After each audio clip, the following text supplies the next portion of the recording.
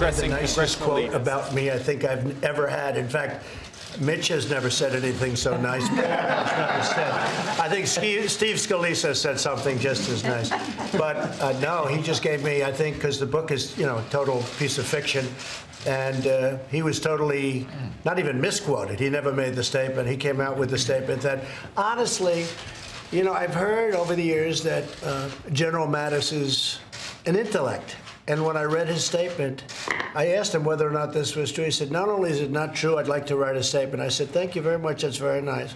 He wrote the most beautiful statement. No, I think he's a terrific person. He's doing a fantastic job as Secretary of Defense. And he'll stay in that job. Yeah, he'll stay right there. We're very happy with him. We're having a lot of victories. We're having victories that people don't even know about. And he's highly respected all over the world. And I did appreciate his statement, because he didn't have to write that statement, but I did appreciate it. And I appreciated the statement of John Kelly, and I appreciated the statement of many others. It's like, you know, every week I seem to have a book coming out. Some good, some bad. In all fairness, I get some good ones, too. But I like to take them on when they come out. That's a piece of fiction. Thank you, everybody. Thank you.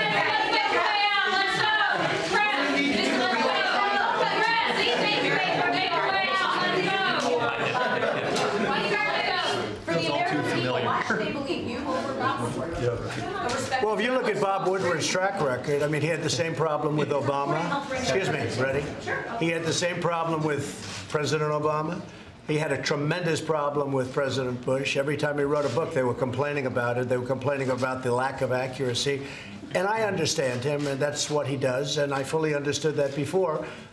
In the end, I'm very happy with the way it turned out, because I think the book has been totally discredited. Thank you very much, everybody.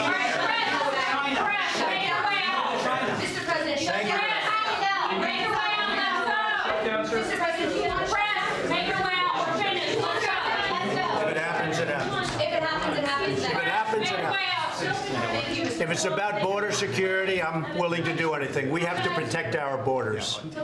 If we don't protect our borders, our country is not going to be a country.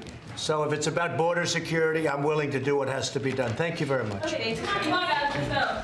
What about the people interrupting? Thank you very much.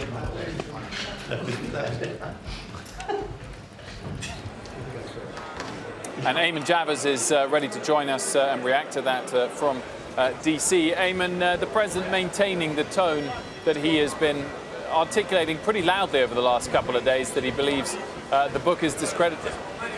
Yeah, that's right, Wilford. And the president may have something else to deal with here in terms of the PR front on his hands. The New York Times, just after those remarks were taped, the New York Times just posted an op-ed from an anonymous official who they say is a senior member of the Trump administration. This is something I've never seen before in my career in Washington, D.C. This official writing in the New York Times that he is working, or he or she is working to resist the president from inside the administration, saying that a number of officials believe our first duty is to this country, and the president continues to act in a manner that is detrimental to the health of our republic, saying that is why many Trump appointees have vowed to do whatever we can to preserve our democratic institutions while thwarting Mr. Trump's more misguided impulses until he is out of office. The op-ed goes on to say the root of the problem is the president's amorality.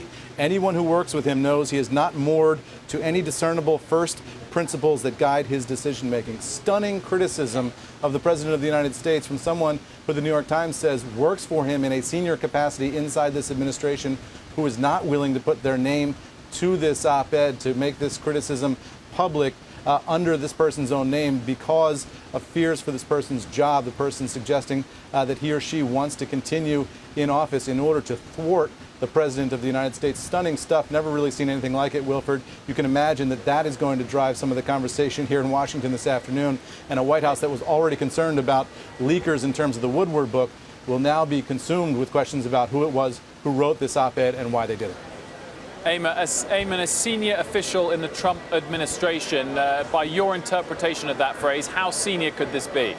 This could be anybody. It could be a cabinet official. It could be a senior person appointed by the president. The person in the op-ed refers to themselves as a Trump appointee, so a political person at a senior level. The New York Times says they know the identity of the person. They're withholding it for that person's job security. But that's a wide range. It could be any number of officials, and it could be somebody who's less senior than that description might initially give you the sense of.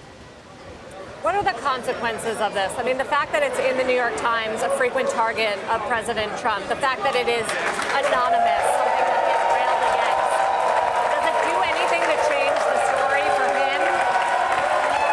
Well, I think, Sarah, that you're looking at, this is the president's love-hate relationship with the New York Times, right?